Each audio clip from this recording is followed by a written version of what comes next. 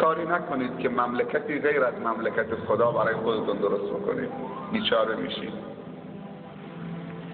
در به در میشید. تاریخ خودشو تکرار میکنه با همه خیر و شرش. کاری بکنید که شما جزو خیر تاریخ باشید،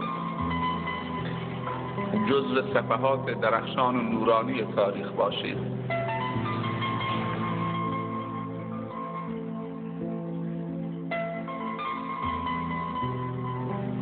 روز قیامت خودشو نشونت میده، تو بهشت پرده بلند میکنه.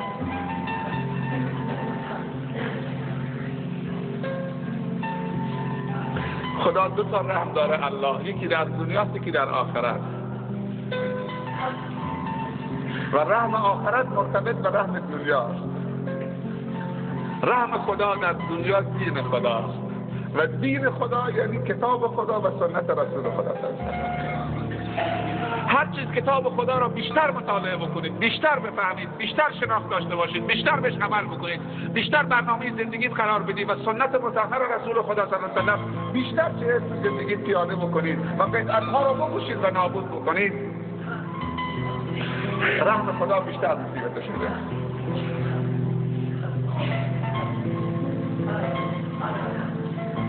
و وقتی در دنیا با دین خدا رحم شدید، رحم خدا در آخرت پرونده اعمال دست راست بده، دیگه برو داخل بهشت.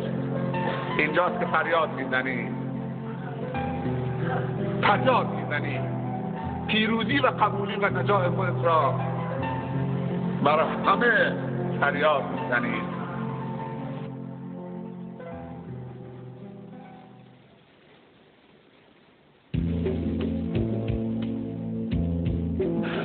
بدبختی ما از اینجا شروع شده که ما خود طلبکار خدا و رسول خدا میدانیم. فکر میکنیم برای ما هیچ کاری نکردن، باید بیشتر انجام بدن.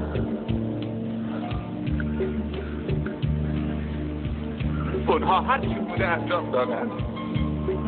الیوم اکملت لکم دینکم، دین کامل شده، نیاز نیست کسی بلند بشه دین خدا را کامل بکنه.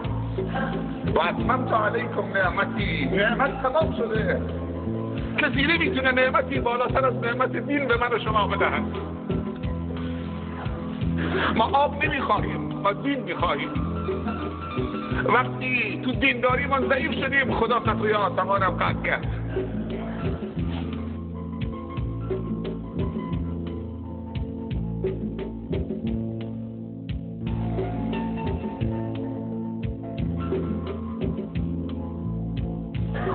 چقدر خداوند با معلم خوب به ما انسان‌ها رحم کرد. رحم خدا در دنیا فقط معلم خوبه و معلم خوب یعنی رسول گرامی و مکرم اسلام و سایر پیامبران علیهم السلام. اونها معلمین دلسوز و مهربان و خیرخواه بودن و از برکت خیرخواهی اون معلمین شاگردان خوبی تربیت شدن مسئولیت پذیر که بعد از استادشون و معلم شد، اونها معلم خیرخواه شدن و سرازیر مناطق شدن و خوبی ها را گرفتن و حرکت کردن و آرام نگرفتن تا این خوبی ها را که از معلم خوب درس گرفته بودن به همه انسان ها رسوندن. با اون امکانات کم،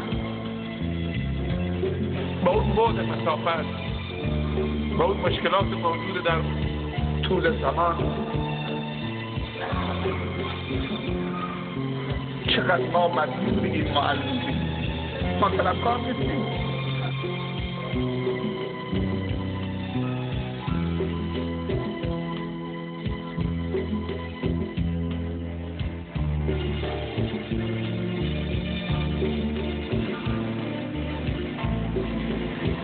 ما باید با الله آشتی بکنیم، جانانه با الله آشتی بکنیم.